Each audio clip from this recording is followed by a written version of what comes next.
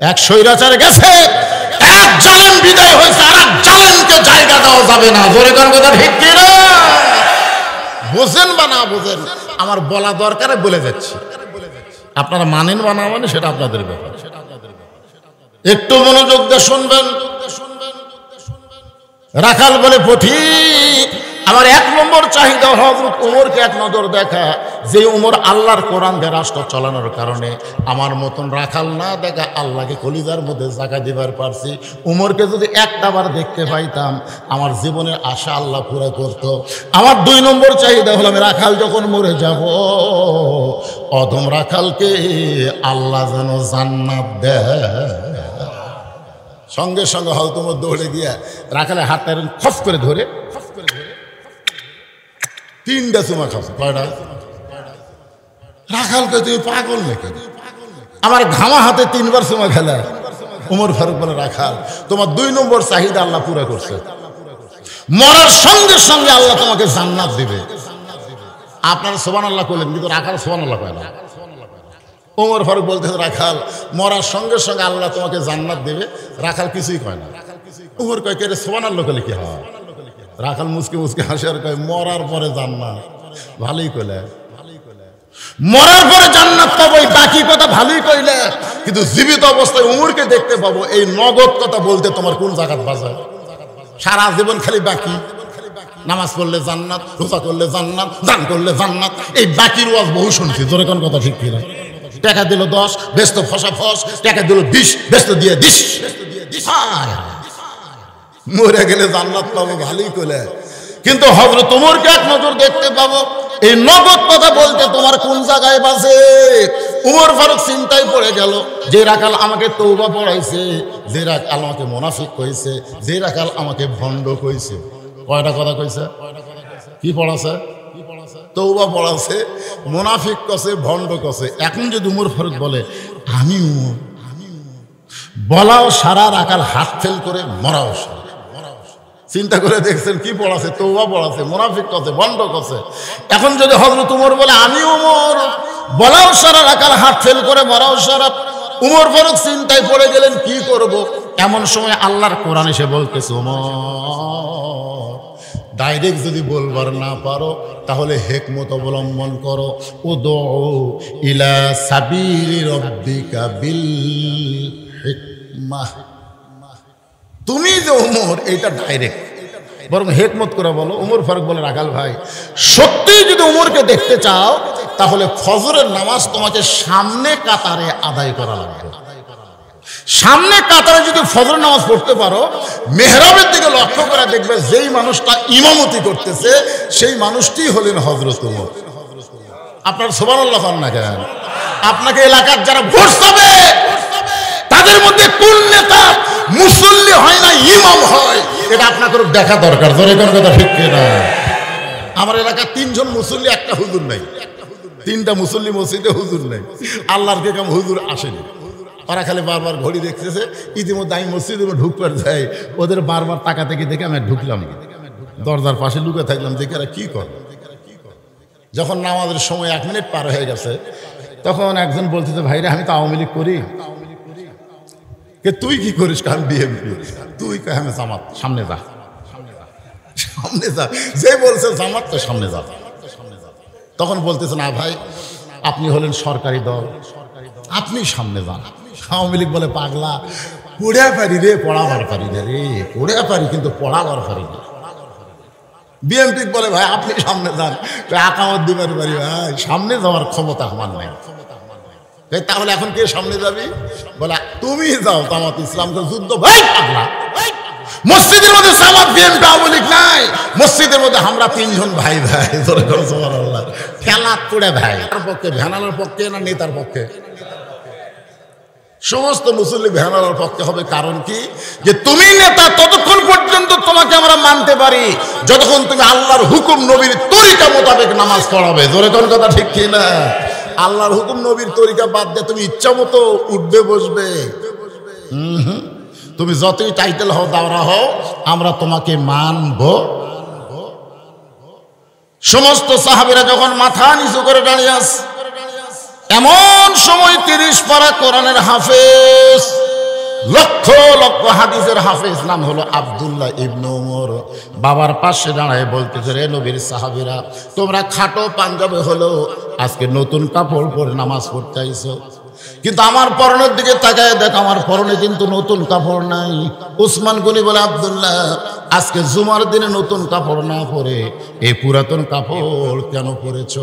আব্দুল্লাহ বলতেছে, আমি যদি নতুন কাপড় পরে নামাজ পড়তে আসতাম তাহলে আমার বাবার জুব্বা লম্বা হতো না।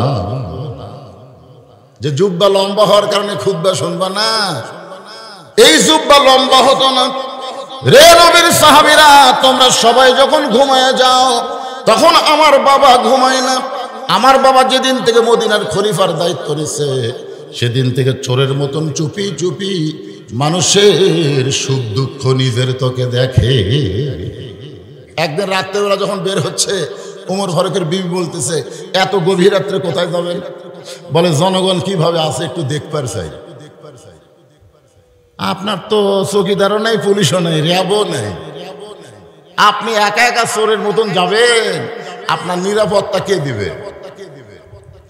সঙ্গে সঙ্গে ওমর ফারুক কোরআন থেকে তেলাওয়াত করলেন, ইন্নামাল মুমিনুনা আল্লাযীনা ইযা যুকিরাল্লাহু ওয়াজিলাত কুলুবুহুম ওয়া ইযা তুলিয়াত আলাইহিম আয়াতুহু জাদাতুহুম ঈমানাও ওয়া আলা রাব্বিহিম ইয়াতাওয়াক্কালুন। আল্লাহু আকবার সবাই বলবে না। আপনারা বলেন তো, বাংলাদেশের সবচাইতে বড় দল আওয়ামী লীগের মধ্যে আল্লাহু আকবার আছে? ওর কি মিছিল আপনারা কোনদিন দেখছেন? দেখছেন? যদি আওয়ামী লীগের মিছিল থেকে কেউ আল্লাহু আকবার বলে, অতি মিছিলে থুবি না ঘাট ধরে বাইর করে দিবে। আমাকে দলের মধ্যে তো আল্লাহু আকবার নাই রে, তুই কোত্থেকে বলি? তা আপনারা কি আওয়ামী লীগের মিছিলে আইছেন? তা আল্লাহু আকবার কোরআন তেলাওয়াত শুনলে মানুষের ঈমান বাড়ে না কমে? তো ঈমান বাড়ার লক্ষণ কি চুপ করে থাকা? সবাই জবান খুলে বলবেন আল্লাহু আকবার। কারণ শয়তান বেজার হয়, আল্লাহ খুশি হয়। সেই তাকবীরের নাম কি? আপনি সুবহানাল্লাহ আলহামদুলিল্লাহ, সুবহানাল্লাহ আলহামদুলিল্লাহ সারা জীবন জিকির করেন, শয়তান আপনার কাছেই বসে থাকবে।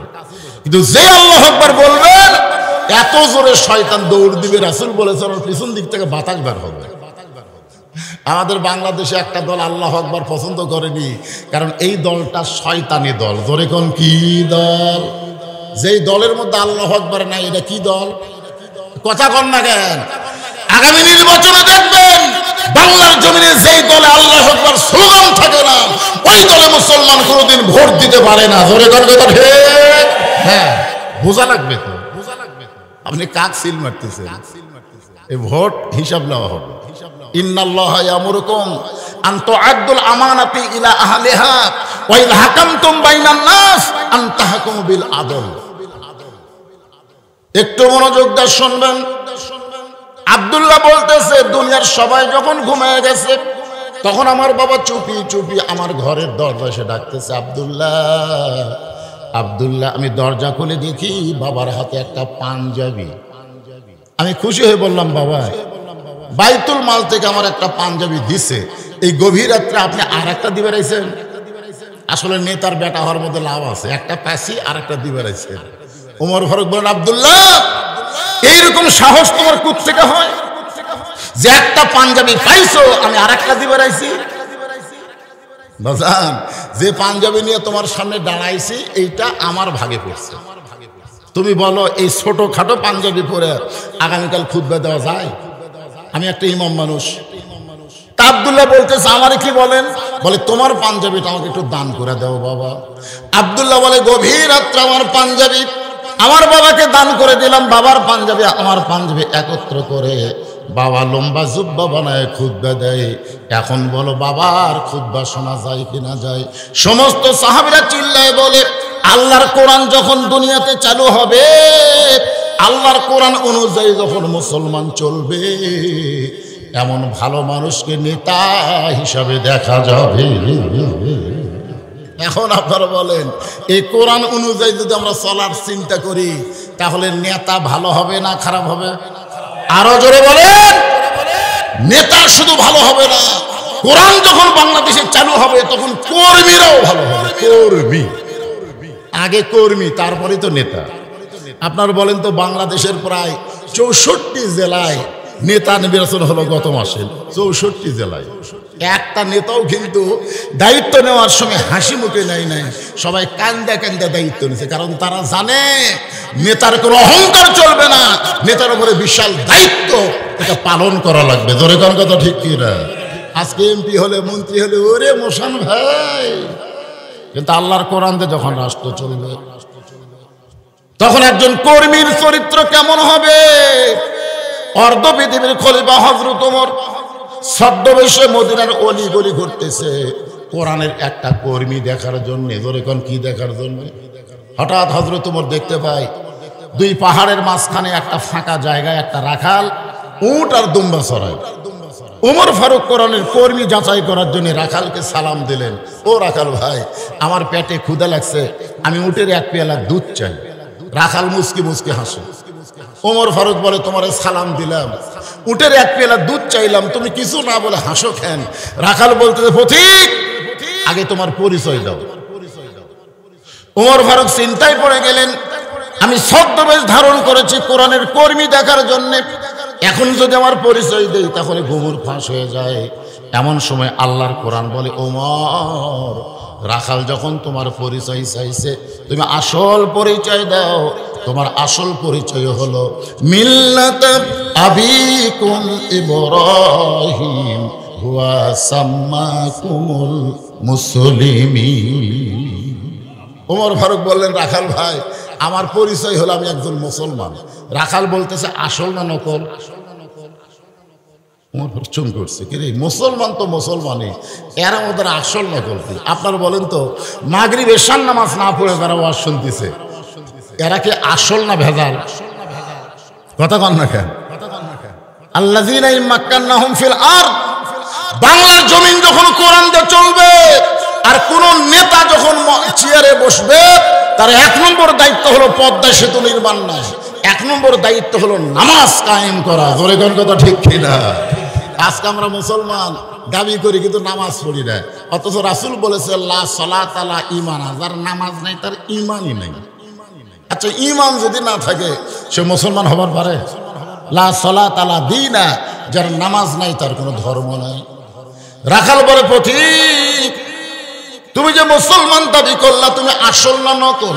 ওমর ফারুক বলে, রাখাল রে, মুসলমান মুসলমান, এর মধ্যে ওর আসল নকল কি? রাখাল বলতেছে, আসল মুসলমান যারা হবে তারা চাওয়ার ব্যাপারে সতর্ক থাকবে। আসল মুসলমান জাত তার কাছে চাবে, দরকার হলে ফাঁসির মঞ্চে যাবে, কিন্তু রাষ্ট্রপতির কাছে বাঁচার দরখাস্ত। এরকম আসল মুসলমান আপনারা দেখেননি? কথা বলেন, দেখেননি? আসল মুসলমান হলো আবু সাইদ। হ্যাঁ, আসলে দেখেন, রাজশাহী আর রংপুর বিভাগে এখন পর্যন্ত একটাও উপদেষ্টা নাই। আচ্ছা, এই শালা ডক্টর ইউনূসের মাথার মধ্যে কি পাগলা ঢুকছে নাকি আল্লাহ ভালো জানে। সর্বপ্রথম এই 24 সালের আন্দোলনে যিনি জীবন দিয়েছেন তার নাম কি? কথা বলেন, তার নাম কি? আবু সাইদ। ওর জীবন দেওয়া দেখি তো অনেক ছাত্র জনতা জীবন দেওয়া শুরু করলো। কারণ বাতিলের সঙ্গে আপোষ করলে বাতিল উৎখাত করা যাবে না, বাতিলের বিরুদ্ধে জীবন দেওয়া লাগবে। জোরে কোন কথা ঠিক কি না? আমি চিন্তায় পড়ে গেলাম। আবু সাইদ কিন্তু ওই ভিডিওর আবার ভাইরাল হয়ে গেছে, 2 হাত বাড়ায় বলতেছে, মার মার মার। আপনারা বলেন তো, প্রথম গুলি যখন করলো আবু সাইদ কি মাটিতে পড়ছে? তারপরে কিন্তু আবার গুলি করলো, তারপরে সামনে আসতেছে। তৃতীয় গুলি যখন করলো তখন একবার একটু হাত দিল, তারপর আবার যখন খাড়া হয়েছে, ইতিমধ্যে এক ভাই দৌড়ে এসে ওরা যখনই ধরছে তখনই হুড়মি খেয়ে পড়ছে। তার আগে কিন্তু পড়ে নাই। কি বুঝলেন? আমার এক চাচাতো ভাইয়ের ছেলে হয়েছে, আমার কয়, ভাইজান আপনি আলেম মানুষ, আমার ছেলেটার নাম কি রাখবো? তাই বললাম আবু সাইদ রাখেন। আমারে বলতেছে, আবু সাইদের কথা আমার মনেই নাই। বলে, সবসময় মনে রাখতে গেলে ছেলের নাম আবু সাইদ রাখো। ছেলেটার নাম রাখছে আবু সাইদ। আমার খালা আমাকে মোবাইল করে বলতেছে, তোর খালাতো বোনের একটা মেয়ে হয়েছে, তুই আলেম মানুষ, একটা ভালো নাম বলতো। আমি বললাম, খালা, আপনার যখন নাতনি হয়েছে তাহলে নাতনির নাম হাসিনা রাখেন। সেই খুশি হাসিনা। খালা কই, তুই আলেম না জালেম রে? আমি কইলাম, আলেম না জালেম মানে হাসিনা নাম রাখা যায়? দেখেন হাসিনা শুনাই আমার খালা যে খাবার খেয়েছে। আমি তখন চিন্তা করলাম 100 বছর পর্যন্ত বাংলার জমিনে কোনো মেয়ে মানুষ জন্মালে তার নাম কেউ হাসিনা রাখবে না। ধরে খান কথা ঠিক কিনা? এখান থেকে প্রমাণ হয়ে গেল আবু সাইদ মরেনি, হাসিনাই পচে গেছে, হাসিনাই পচে গেছে।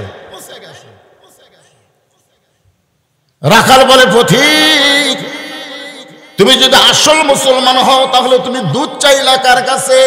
কারণ আসল মুসলমান যারা হবে তারা চাওয়ার ব্যাপারে সতর্ক থাকবে। আসল মুসলমান কোনোদিন বলবে না আমার দয়াল বাবার দরবারেতে কেউ ফিরে না। আপনাদের ওই এনায়েতপুর কেন্দ্রীয় সাই মসজিদ নাই? এই কেন্দ্রীয় মসজিদে ওয়াজ করবার আমি এই গজল গেছিলাম। ওরে বাবা রে, ওটি পাশেই যে বাবার দরবার আছে, আমার আর খেয়াল নেই। কি আপনার কি দয়াল বাবার লোক নাকি?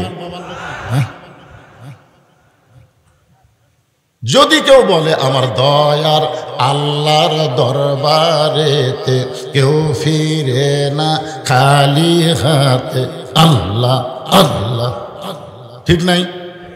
দয়ার আল্লাহর দরবারেতে। আর যদি আল্লাহর জায়গায় বাবা ঢুকায়,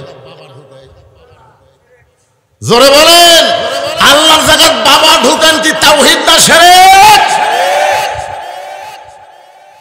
আল্লাহর ধন নবীরে দিয়া, আল্লাহ আছে গায়েব হইয়া, নবীর ধন খাজা নিয়া শুয়া আছে আজমিরে, কেউ ফেরে না খালি হাতে খাজা রে তোর দরবারে। কি বলা লাগবে? কেউ ফেরে না খালি হাতে আল্লাহ তোমার দরবারে। জোরে কোন ঠিক কিনা? একটু মনোযোগ দিয়ে শুনবেন। রাখাল বলে পথিক, তুমি যদি সত্যি মুসলমান হও তাহলে তুমি দুধ চাইছো কার কাছে? সঙ্গে সঙ্গে হযরত ওমর সালাম ঘটে বলতেছে ভাই চাওয়ার ব্যাপার আমার ভুল হয়ে গেছে। ওমরের চোখ দিয়ে পানি আসতেছে, আল্লাহ তোমার বান্দা যখন কোরআন অনুযায়ী চলবে, ওমর যদি ভুল করে সেই ভুলটাও ধরবার কথা কয় না, ধরবার পারবে। চোখ দিয়ে দর দর করে পানি আসতেছে। আল্লাহ তোমার কোরআন যখন দুনিয়াতে চালু থাকবে, ওমর যদি ভুল করে একটা রাখাল পর্যন্ত সেই ভুলটা ধরবার পারবে। ওমর ফারুক বলে রাখাল ভাই চাওয়ার ব্যাপারে আমি ভুল করেছি। রাখাল বলে ভুলটা যখন স্বীকার করলা তাহলে তওবা করো। জোরে কোন কি করো? আপনারা বলেন তো তওবা করার সুযোগ আছে না নাই? আল্লাহ কিন্তু শয়তানকেও তওবা করার সুযোগ দিয়েছে। শয়তান একদিন রাস্তার পাশে বসে কান দিচ্ছে। মুসা আলাইহিস সালাম বলে শয়তান কান দিস কেন? শয়তান বলতেছে আর শয়তানে ভাল লাগতেছে না, আমি একটু ভালো হওয়ার চাই। আপনি একটু আল্লাহর কাছে গিয়ে বলবেন তো আল্লাহ কি আমাকে মাফ করবে? মুসা আলাইহিস সালাম আল্লাহ বলতেছে আল্লাহ শয়তান যে হারে কাঁদতেছে ওই ভালো হওয়ার চাই, তোর ভালো হওয়ার রাস্তা কি? আল্লাহ বলতেছে শয়তান তওবা করুক। তো মুসা আলাইহিস সালাম বলে কি কয়ে শয়তান তওবা করবি? বলে তওবা কিছু করা লাগবে না, ওই যে আরাফার ময়দানে আদমের কবর আছে, ওই কবরত খালি একটা সেজদা দেখ। কারণ সেজদা না দেওয়ার কারণে তো শয়তান হবে। বলে কোন কথা ঠিক কি না? তো আদম না হয় এক দুনিয়াতে নেই, কিন্তু কবরটা তো আছে। ওই কবরে খালি শয়তান সেজদা দিলি আর তওবা কবুল। মুসা আলাইহিস সালাম বলতে শয়তান তোর ভাগ্য খুলিছে রে, আর কান্দা লাগবি না, তো তওবা আল্লাহ কবুল করছে। শয়তান বলতেছে কত বছর সেজদাত থাকা লাগবি? মুসা বলে সেজদাত কত বছর নয়, খালি একবার মারবা। ও যে আদমের খবর, খালি একবার একটা সেজদা কর, আল্লাহ তোকে মাফ করে দিবি। শয়তান বলতেছে বাঁচা থাকতে সেজদা দেয়নি, আর মরার পরে দেব। আল্লাহ হয়তো তওবা কবুল হলো না। আমরা যারা এখানে বসে আছি মাগরিব এশার নামাজ পড়ি নাই, নিয়ত যদি করি ফজর থেকে একটা ওয়াক্ত নামাজ বাদ দেব না, আল্লাহ কয় যত নামাজ না পড়ার পাপ হয়েছে নিয়ত করার সঙ্গে সঙ্গে আমি আল্লাহ মাফ করে দিলাম। এই জন্য আমাদের ফিরে আসার দরকার আছে না ভাই? এতদিন বামপন্থী দল করছি, এখন থেকে ডানপন্থী করব। এতদিন শয়তানের দল করছি, এখন থেকে কোরআনের দল করব। জোরে কোন কথা ঠিক কথা বলে? তাহলে ফিরে আসার দরকার আছে না না? আল্লাহ একটু খেয়াল করে শুনবেন। ওমর ফারুক বলে রাখাল আমি তওবা করতেছি। রাখাল বলে তুমি মূর্খ মানুষ, তুমি তওবা কেমনে করবা? আমি তওবা করাই, তুমি আমার সঙ্গে তওবা পড়ো। ওমর ফারুক চুপ করে বলতেছে রাখাল আমি যে মূর্খ, এ কথা তোমার কে কইছে? রাখাল বলতেছে চাওয়ার ব্যাপারে যে সতর্ক হয় না, এই দুনিয়ার সবচাইতে বড় মূর্খ। ওমর ফারুক বলে রাখাল ভাই তাহলে তুমি আমাকে তওবা পড়াও। এবার রাখাল হযরত ওমরকে তওবা পড়াচ্ছেন, আমার সঙ্গে সকলে পড়েন আস্তাগফিরুল্লাহ। তওবা পড়লে কোনো সমস্যা আছে? আস্তাগফিরুল্লাহ রব্বি মিন কুল্লি জামবি ওয়া তুবু ইলাইহি। ওমর ফারুক তওবা করার পরে বলতেছে, ও রাখাল ভাই আল্লাহর রাস্তে উটের এক পেয়ালা দুধ দাও, যেই দুধটা পান করে আমি ক্ষুধা তৃষ্ণা নিবারণ করতে চাই। রাখাল মুস্কি মুস্কি হাসে। ওমর ফারুক বলে, কে রে রাখাল, আমি তওবা করলাম, উটের এক পেলা আল্লাহর রাস্তে দুধ চাইলাম, তারপরে হাসো কেন? রাখাল বলতেছে, লিমা তাকুলু মা লা তাফালুন। তওবা করার পরে তুমি আবার মুনাফিক হয়ে গেলে। ওমর ফারুককে যেই বলছে তওবা করার পরে কি হলো, কথা কয় না কি হলো? যদি কাফের বলতো তাও মানা যাইতো, কারণ কাফের থাকবে জাহান্নামের উপরে আর মুনাফিক থাকবে জাহান্নামের নিচে। সাহাবীরা বললেন, হুজুর মুনাফিকের খাদ্য কি হবে? আল্লাহ রাসূল বললেন, কাফেররা যে জাহান্নামের উপর থেকে পেশাব পায়খানা করবে ওটাই মুনাফিকের খাদ্য হবে। সাহাবীরা বললেন, হুজুর এই মুনাফিক কোন দল থেকে আসবে, এত জঘন্য দল মুনাফিক? আল্লাহ রাসূল বললেন, মুনাফিকের আবাদ হবে মুসলমানের ভিতরে, আর গোটা পৃথিবীর যত রাষ্ট্র আছে সবচেয়ে বেশি মুনাফিক হলো বাংলাদেশে। জোরেকার কথা ঠিক কথা কন না কেন? আমাদের বাংলাদেশে মুনাফিক কম না বেশি? হায় হায় রে, একটু মনোযোগ দিয়ে শুনবেন। ওমর ফারুক চেহারা রক্তের মতো লাল করে বলে, রাখাল আমার মধ্যে মুনাফিকের কি দেখলা? রাখাল বলতেছে, পথিক এত রাগ করো না, তোমার মুখের সাথে অন্তরের মিল নাই। তুমি সত্যি করে বলো তো আমি ওটের মালিক? আমি যদি ওটের মালিক হইতাম তুমি আমাকে রাখাল কইলা কেন? আর যখন রাখাল বলেছো তখন তোমার মন বলতেছে আমি ওটের মালিক না। আর মালিক বাদ দা রাখালের কাছে কেউ যদি আল্লাহর হস্তেও চায় রাখাল দিবার পারবে? মনে করেন আমার জীবনে এটা ঘটছিল, আপনার বাইক হলো, আমি ওয়াজ করে কেবল টেস্ট থেকে নামছি, ইতিমধ্যে এক লোক দৌড়ে এসে হাতের মধ্যে চকচক 100 টাকা দিয়ে বলে, হুজুর দোয়া করে। আমি টাকার দিকে টাকা লোভী হলাম, পকেটে রেখে বললাম, ভাই কি দোয়া? বলে আমার বইয়ের পেটে একটা বাচ্চা চাইছে, হুজুর দোয়া করেন আল্লাহ যেন পুত্র দেয়। আমি খপ করে পকেট থেকে 200 টাকা বের করে দিলাম। হুজুর আমি তো দোয়া চাইছি টাকা না। আমি বললাম, পাগলা তুই জানিস আমি পরপর 3টা মেয়ের বাপ, আমার 2000 বেটা চল হতো, তাহলে আমার বইয়ের পেটে আল্লাহ একটা দিত। প্রত্যেকবার বাচ্চা আসার পর আমি দোয়া করেছি, আল্লাহ আমাকে একটা পুত্র দাও। আমার দোয়া আল্লাহ শোনেনি, একটা করে মেয়ে হচ্ছে। এ পর্যন্ত 3টা মেয়ের বাপ আমি হচ্ছে। এখন আমার দোয়া দিয়ে তোর বইয়ের পেটের বাচ্চা পুত্র হবে? তখন বলে, হুজুর তাহলে আপনি টাকা আপনি নেন, আমারটা আমাকে দেন। ওরে যে 100 টাকা দিলাম দৌড় মারতেছে। আমি কোথায় যাবি? বলে কাউসারের কাছে যাবো। মানে একই মাহফিলে কাউসারে আমি 2জন বক্তা, কাউসারের কাছে যাবো, আর বেটা চলে আসে। আমি বললাম, পাগলা তোরা আমি কি বুঝাইলাম? কোনো হুজুরের কাছে না, কোনো বাবার কাছে না, কোনো মাজারের কাছে না, পাওয়ার যদি চাও কেবলমাত্র কার কাছে? আরো জোরে বলেন। রাখাল বলে, পথিক সত্যি যদি উটের এক পেয়ালা দুধ চাও, এখান থেকে 10 মাইল দূরে মালিকের বাড়ি, ওই মালিকের বাড়ির দরজা দিয়ে বলো, মালিক তোমার রাখাল উট আর দুম্বা চড়াই, তুমি মালিক যদি হুকুম দাও রাখাল আল্লাহর হস্তে উটের এক পেয়ালা দুধ দিবে। ওমর ফারুক বলে, রাখাল ভাই অত দূর কষ্ট করে মালিকের বাড়ি যাওয়ার দরকার নাই, বরং তোমাকে 2টা দিরহাম দিলাম, তুমি উটের এক পেয়ালা দুধ দাও। রাখাল বলতেছে, পথিক তুমি হযরত উমরকে চেনো? কাকে বলতেছে? উমরকে বলতেছে। পথিক তুমি হযরত উমরকে চেনো? উমর আল্লাহর কোরআন দিয়ে রাষ্ট্র চালায়। উমরের গুপ্ত বাহিনী যদি দূর থেকে দেখবার পায় যে তুমি আমাকে 2 টাকা ঘুষ দিছো আর মালিক বাদ দিয়ে উটের এক পেলা দুধ দিলাম, তাহলে তোমাকেও ধরবে আমাকেও ধরবে। এই বয়সে তুমি ধরা পড়বার চাও? উমর ফারুক বলে, রাখাল ভাই তাহলে চলো পাহাড়ের গুহার মধ্যে যাই, তোমার গোপনে 2 টাকা দেব আর তুমি গোপনে উটের এক পেলা দুধ দিবে, তাহলে তুমিও ধরা পড়বে না আমিও ধরা পড়বো না, তোমার মালিকও জানতে পারবে না, উমরের গুপ্ত বাহিনীও দেখতে পারবে না। রাখাল চিল্লায় বলে, তুমি ভণ্ড, তুমি ভণ্ড, তুমি ভণ্ড। উমর ফারুক বলে, রাখাল আমার মধ্যে ভণ্ডামির কি দেখলাম? রাখাল বলে, পথিক উমরের গুপ্ত বাহিনী দেখতে পাবে না, আমার মালিক জানতে পারবে না, কিন্তু গোপনে দেওয়া নেওয়া করলে রাখালের আল্লাহ দেখতে পায়।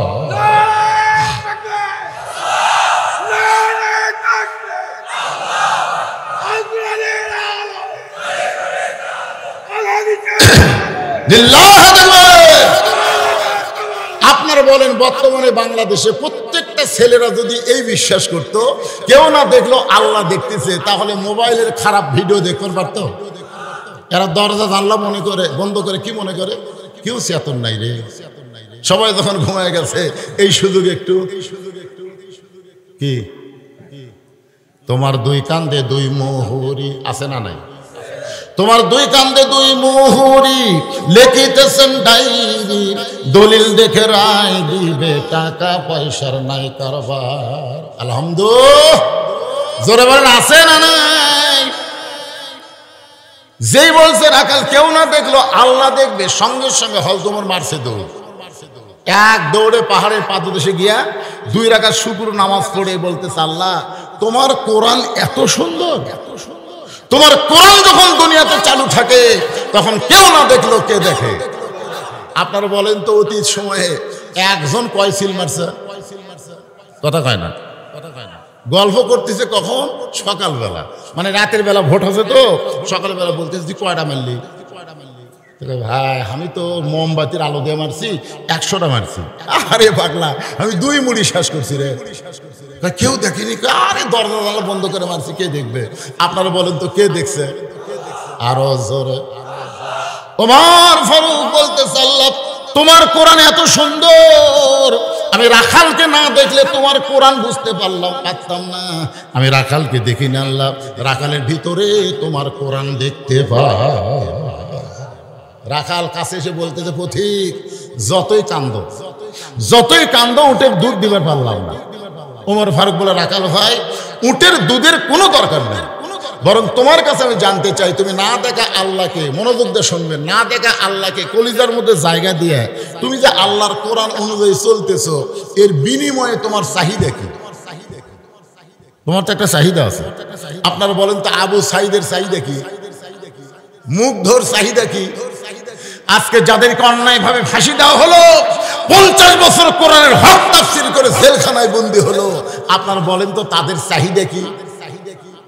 এই বাংলাদেশে অনেক ছাত্ররা পঙ্গু আছে, অনেকের হাত আছে, পাও নাই, চোখ আছে, কান নাই, এরকম আছে না নাই? যেরকম এদের চাহিদা কি?